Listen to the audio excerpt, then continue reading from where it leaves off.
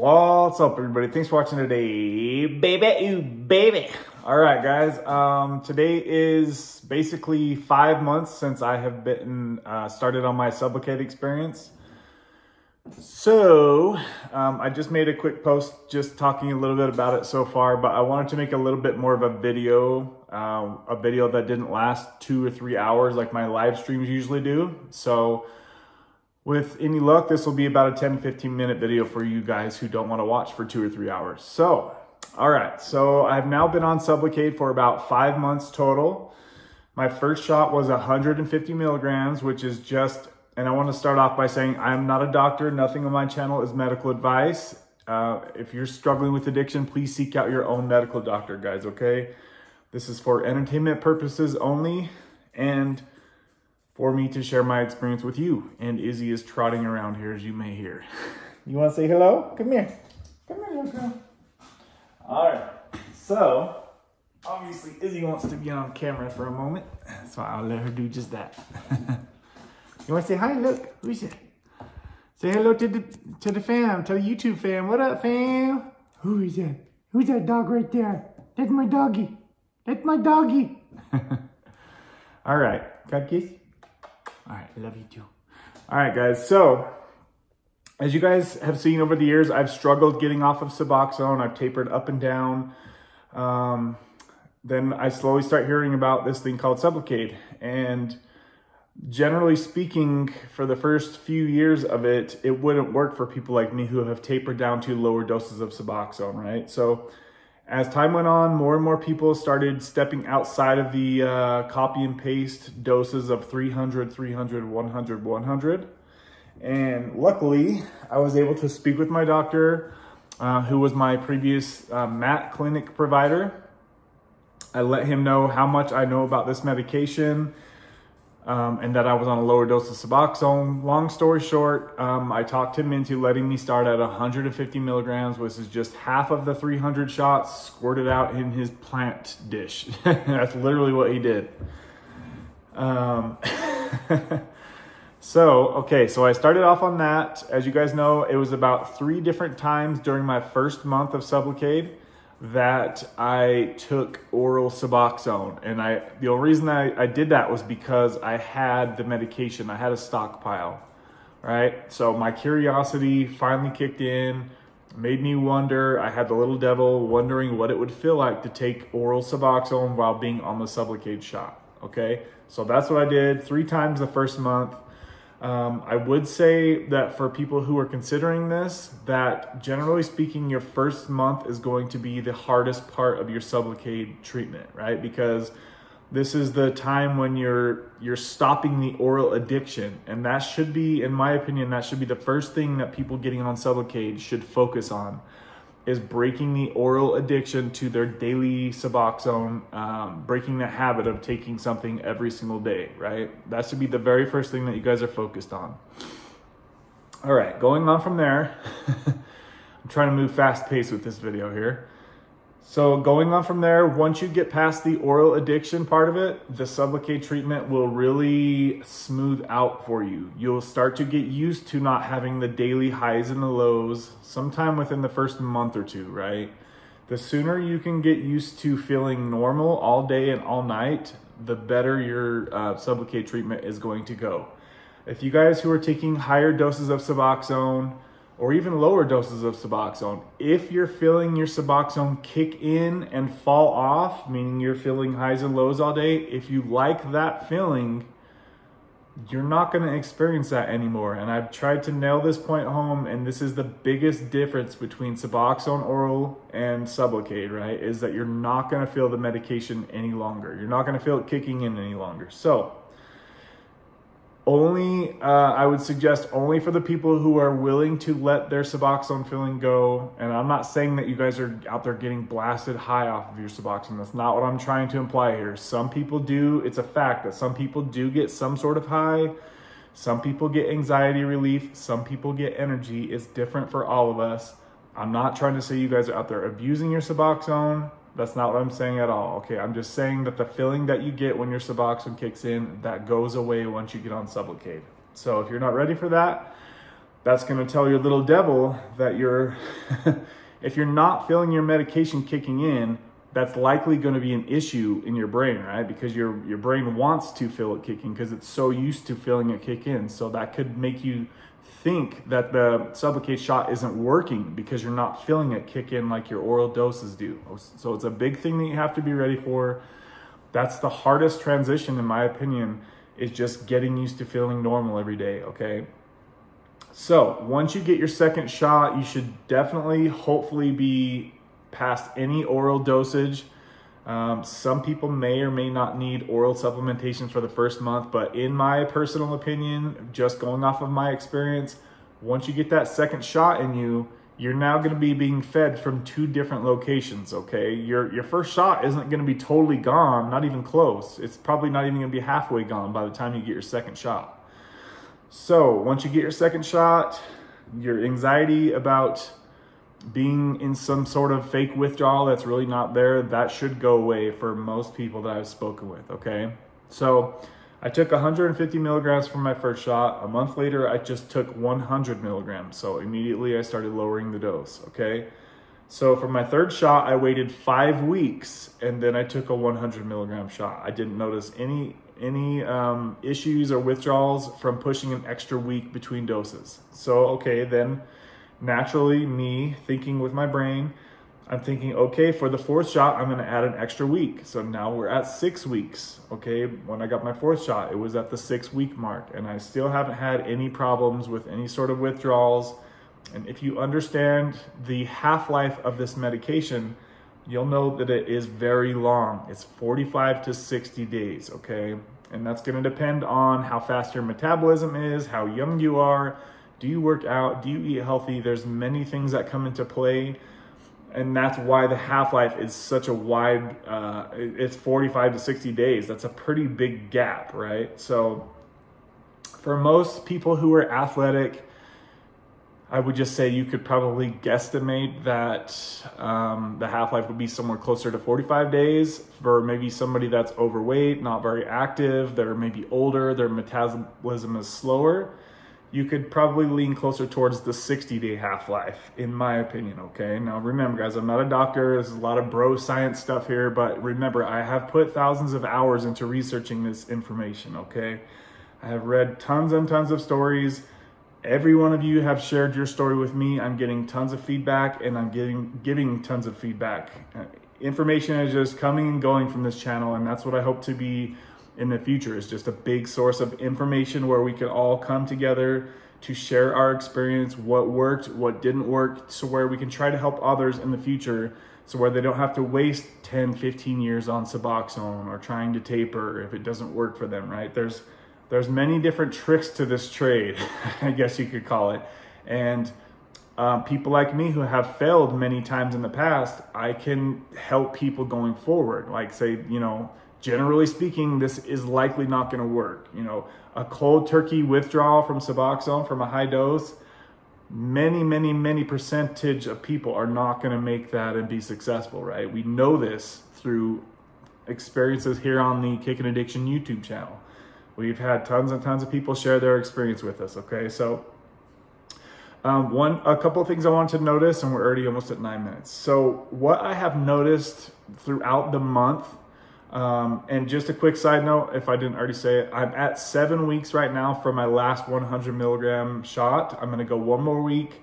So this 5th shot is going to be spaced out 8 full weeks. So I'm basically skipping an entire month on top of what the recommended once a month dose is, right? And I have noticed 0 problems. So if you guys are gonna be sick, or you have to go on an extra long vacation, or you're gonna be out of town for a couple weeks more than your normal every 4-week shot, don't stress about it, guys. You're gonna be totally fine, okay?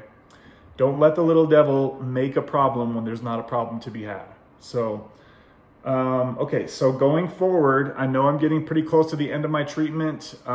It's gonna come down to how long my health insurance is gonna last and what my doctor says, because he originally wanted me to do 6 weeks, 6 shots. So I'll know some more information going soon going forward. So I'll kind of keep you guys in the update, but it's looking like it's gonna be 5 to 6 shots for me, right? And the 5th shot is coming up soon. So time is going very fast. I'm amazed at how fast time has gone while I've been on this medication. I've been on SUBLOCADE 5 months. That means I haven't taken any oral Suboxone for 4 months, right? So this medication has really helped rewire my addictive brain that tells me that I have to take something every day just to feel normal. I think that's the biggest pro about this medication. Okay, so I have noticed though some things that generally, and this may be TMI for some, but it is what it is, guys. You know how we do it here on the channel. So I have noticed that when I do get my shot, that constipation immediately gets worse, and it seems like it's for about 1 to 2 weeks. Things start to really slow down, let's just put it that way, right? So I have to be a bit more conscious about my constipation about a week to 2 weeks after each shot. And then it will start to, as the shot gets smaller in my belly, obviously my buprenorphine levels are coming down. So, and then I can then have a normal bowel movement each day, right? Without too much of an issue or having to take supplements or whatever.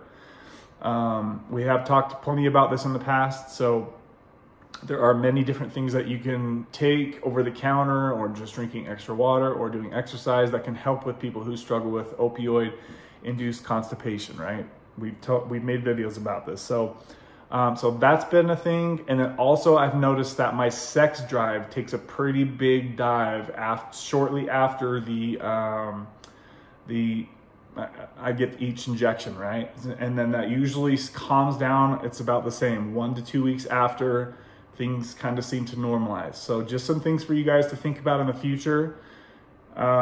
If you're a male, if you're a female, that might not be such a huge issue, right? I have heard some females say that they do struggle with sex drive, but I don't think that it's going to be as catastrophic for a female as far as lack of sex drive, because for men, things have to work, right? And that's something, if that doesn't work and it doesn't work properly, then nothing's going to be happening, right? So it's a one thing to have like a low sex drive, but when sex performance is an issue, that's a totally different animal, right? So just for you fellas out there, something to take note of. Things that will help this is lowering your dose of SUBLOCADE when you get it, okay? Or, as you guys have seen, you can space out your dose. So if you guys are, let's just say you got your shot, let's just say a month ago, right? And your next shot is coming up soon, but you're still, say, struggling with some sort of sexual dysfunction or lack of sex drive, or your constipation is still really bad, right? This tells you that your buprenorphine levels are still higher than you're used to, right? They're higher than your tolerance, your average tolerance has been. So what you may do in that situation is just say, look, call your doctor, give them as much heads up as you can, maybe a week or a few days at least, and say, look, I'm still feeling pretty constipated. I need this medication to come out of my system some more before I put more in it. So that's when you might consider reaching out to your doctor, or maybe talking with them ahead of time about this situation, because we all know it's a scary thing if you can't use the bathroom each day, right? That's a pretty huge issue. And then for the fellows, also the sex drive issues, okay? So make sure that if you are a gentleman that's on any sort of buprenorphine or Suboxone, Subutex, opioids, anything kratom, the shot, if you're taking any of these medications, make sure that you have your doctor run a testosterone level on you, because more than likely you will probably need supplemental testosterone, guys, to boost your testosterone up to where it should be. And that will help these sexual side effects, at least for the time, at least for the time being. And then you can possibly consider coming off at a later date. It seems like most people that get on TRT usually do stay on TRT though. So there's some things for you guys to consider. I'm not saying everybody on this medication should automatically just be on TRT replacement. I'm not saying that at all, but it's smart of you to have your testosterone levels checked, because it is unhealthy to have a really low testosterone level, guys. So that's pretty much really all I wanted to say. Just some things to look out for and some things to think about.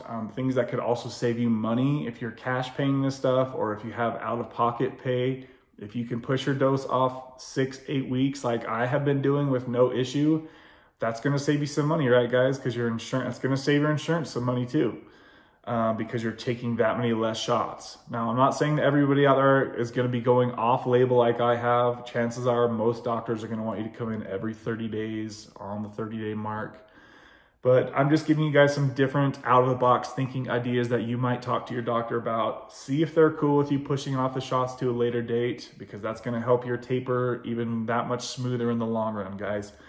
Some people have taken one SUBLOCADE shot and moved on, but I don't think that that's going to be the, I wouldn't expect that to be the easiest, smoothest thing for any of you to do. That doesn't mean that it's not possible. It's just not going to be the norm, in my opinion, right? Because for me, if I would have done that, I wouldn't have been ready, because my first month was kind of rough, as you guys seen, because I had that little devil on my shoulder still trying to tell me to take oral Suboxone. So just that 1 month really time frame wasn't enough for me personally. It might be for you. It's different for everybody, what everybody has going on in their personal lives, how sick of this lifestyle you are, what's your goals, what's your financial stuff. Like, there's so many different things that come into play here. But I just wanted to kind of give you guys a quick update. So far, SUBLOCADE has been a godsend for me. It's nice to not have to think about my addiction all day anymore like I did with my OCD brain when I was on Suboxone. Suboxone was great for what it was. It is what got me off of the opiate addiction lifestyle, thankfully. I'm not sure what would have happened had I went to SUBLOCADE right from my opioid addiction. I'm not really sure that how that would have all played out. Probably would have did pretty good, because as you guys know, I was flip-flopping at first. When I first found SUBLOCADE, I would go Suboxone. When I first found Suboxone, I was going from Suboxone to opioids, back and forth, right, for like the first few months. So if you get the injection, you take that possibility out of the equation. You're really committed once you have this injection in your stomach, right? You can't just pull the injection out and go get high next weekend. It doesn't work like that. So on one sense, I would definitely say that the SUBLOCADE is a much greater commitment to your recovery than Suboxone is. And I'm not putting down Suboxone, because many of you might not have the option to get SUBLOCADE due to finances or insurance or whatnot. Just in my opinion, it is a much greater commitment to your sobriety, right? And also, I think that based off of the research that I have done personally, not based off of my experience, because I haven't came off of SUBLOCADE yet, but based off the research that I've done, many people say that the withdrawal from SUBLOCADE is much less to non-existent. Okay, so as you guys know, that chapter for me is going to be coming up in the near few months probably. So I'll let you guys know if what I've read and what I've researched is true, or if it's bullcrap and it's just as bad as coming off of Suboxone. That remains to be determined. And I don't want to drag this video on too much longer, because it's already almost at 20 minutes. So if I missed something in the video, if you guys have any other questions, drop them in the comments section and I'll do my best to get back. We do our live streams every Wednesday. We'll be on tomorrow, 3 p.m. Mountain Time, which is 4 p.m. Central, 5 p.m. Eastern, and 2 p.m. Pacific. Sorry, it's hard to remember all those time zones. So we usually do a live stream every Wednesday. So if you want to hop on there and ask questions about your personal situation, or just talk with like-minded people, that's the place to do it. And we'll see you guys on the next live stream. All right, guys, don't forget to hit that like button and subscribe for more Suboxone, SUBLOCADE content. All right, guys, see you soon. Bye.